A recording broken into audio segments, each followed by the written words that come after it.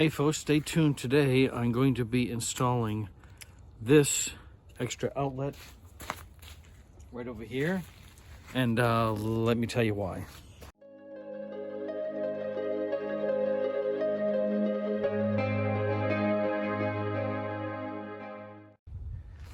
Alright, at the moment when I go to a friend's house, there's something going on with their wiring that it does not allow me to connect directly to my Sure Power. Now we know my Sure Power is correct, so we have determined something with their outlet. So the only way to get around that, if I needed to run the AC, was to run an extension cord through a power strip and then get some power to the bus, which is not good. It was just too much, the extension cord is too long. Power strip is not a good idea, just too many connections. So what I'm going to do instead is I'm setting this up initially. Instead of being an outlet to bring power outside, I'm hooking it up back here. I'm going to run regular house wire from this to create an outlet specifically for the AC, and then I will find an approved and the shortest extension cord I can, regular one, to go from this to their outside outlet.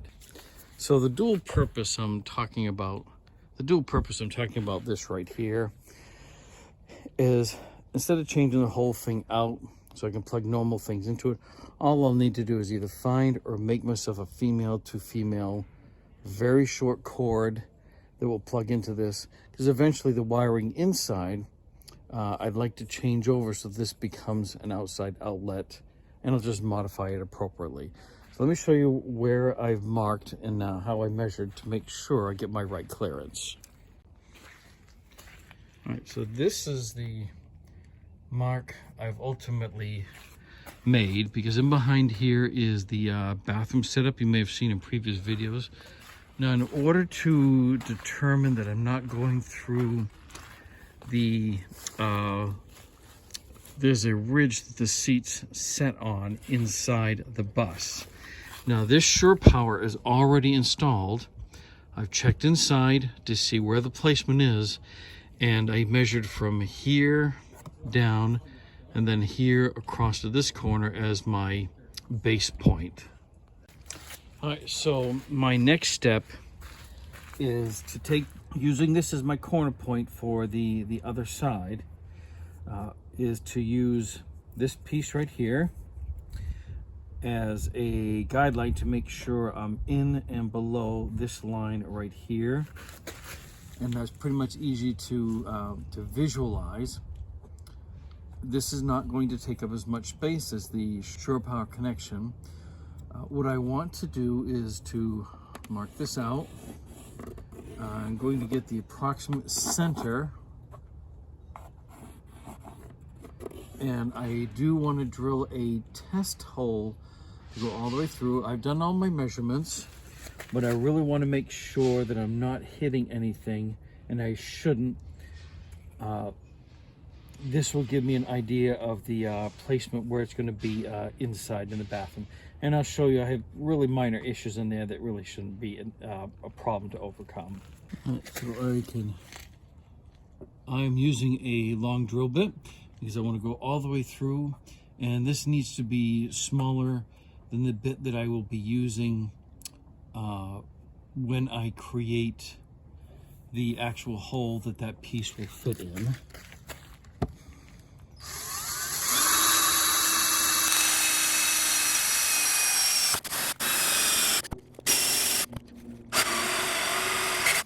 Alright, so I did make it through. Now the only thing I had to change, I did have to use a little bit different drill bit. One slightly tougher, as the first one was kind of dull. So let's go inside. I'm going to keep our fingers crossed. In here and into the bathroom. This will be the moment of truth. And there we go. Perfect. That is exactly what I needed to see. And I'll be running the wire in through and beyond here as a dedicated AC connection. All right, so the next step is going to be to drill this out from both sides.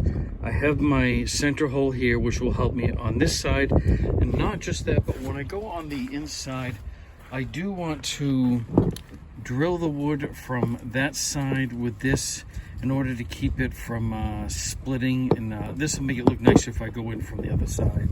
So I might do that first and then come outside to finish up.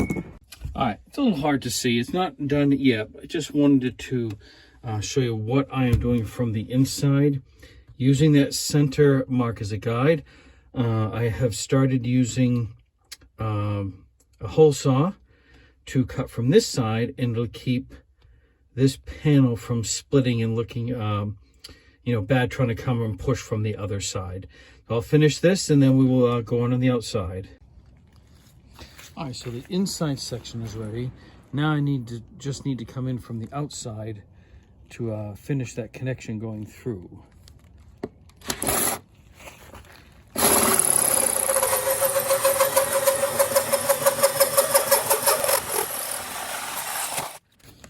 All right, so what I did before I go further is I cleaned this out, and then I'm going to get ready to do the next step because I have another slice of metal to go through, and I have 2-inch thick insulation. We're gonna get, and I also have inside, you can't see it, but that long drill bit I used when it go through, that gives me a guideline in there again. Keep this all in the right position. All right, folks, if I did this right, this should slide right in with the right size hole saw. All right, so that will slide in here.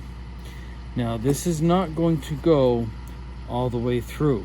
So all that means is what I will need to do is to run the wire out to this, and I'll need to protect the wire a little bit in here because there is some metal like this. So when I attach the wire, I'm going to use some kind of hose or something that'll go around this for a little bit further in to keep that wire from hitting the edges of the metal there. All right, so what I've done so far is this is actually a previous extension that I made for something else.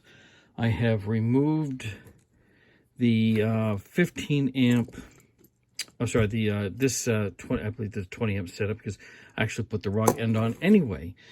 So now I have this wire, and it is going to, this light, this is going to be my test, because what I will need to do at the different places is to provide power to this inlet, and I plugged into the wall, but I have no power running through here yet. So I'm just going to, I wanted to use a really quick switch, so in case I goofed up or something, I can shut it right off. All right, that works fine. Awesome test. So now the next step is to hook it up outside. Currently under my kitchen area, and I'll back up so you can see, that is where the AC is connected into through the regular shore power. I'm going to run the cord I've made through here, and then into and through this section here, and then down over and behind into the bathroom section over there. And it should be long enough so that between the length of the AC cord and this will be able to reach each other. All right, so continuing on with this outlet install, I don't know how much you'll be able to see in there, but there's quite a bit of gap. Well, it's not really a big gap. I needed to make it this diameter so the outlet itself piece will fit. And I'm just going to take some pink insulation, the fiberglass stuff. I'm going to stuff it all in there. That'll fill in this gap here where the foaming didn't reach before. And then it'll help kind of steady this all the way around so it's not rubbing against the side so much. All right, before I'm ready to slide this in, I'll need to wire it. Everything, the diagram is on the back here. It'll tell me where to put the ground, the white and the black. And I'll need to cut these back so that I can get this as close to this as possible. It doesn't really need to be far out from that. I want this protecting as much of the wire. The second thing I'm going to do before I mount this is I am going to put just a very small bead of silicone sealant all the way around, just in case I have cleaned this off with rubbing alcohol to make sure there's no grease left over from when I had to pre-drill this hole through the metal or these for the self-tapping screws. Before I slide this unit in and make it, pretty much permanent, I have hooked up an extension cord to an outlet. Nothing has tripped in that process. I'm going to go inside, and I have hooked up a fan. Going to turn that on to see if we have power successfully, and everything works all right. Like I said, nothing trips, so there shouldn't be a problem. I double checked my connections on the back of the item, the outlet. All right, that's just happening to be low. All right, so now I'm going to finish up and connect that in, and I'll show you the end result. Now this also, I always title these videos entertainment only. I am not an electrician. I am doing this by self-taught knowledge. And I do want to wrap some some electrical tape around these wires, just so they're not exposed in there. They're probably okay. But I'd rather be on the safe side. I'm not going to go really tight. I just want sort of a barrier between them and the insulation. And like I said, I do not want to go tight to squeeze any of the wires together. All right, so that'll do it.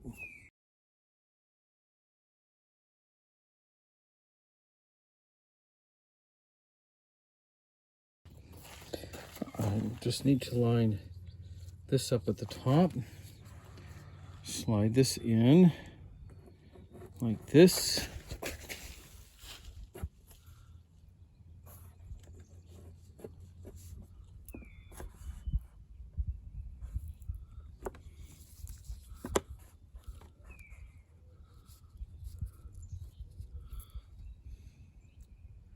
And I have two self-tapping screws. I did pre-drill the hole a little bit in behind here. I thought to make it easier to start the screw. I'm just going to get this one started. Put the other one in down below. I know it's right there somewhere.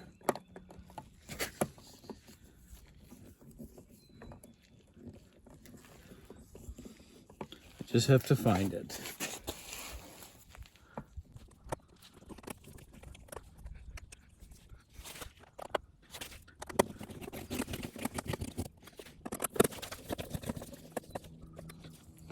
All right, so now that will slide in there, keep water from getting in.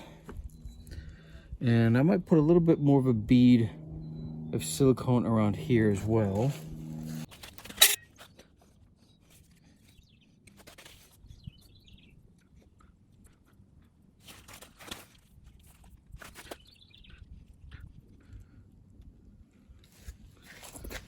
Maybe a little bit of overkill, but you know what? I can always trim off the extra when I get ready to paint the bus. And I just want to be sure that water is not going to get in behind here. All right, so let's wrap up.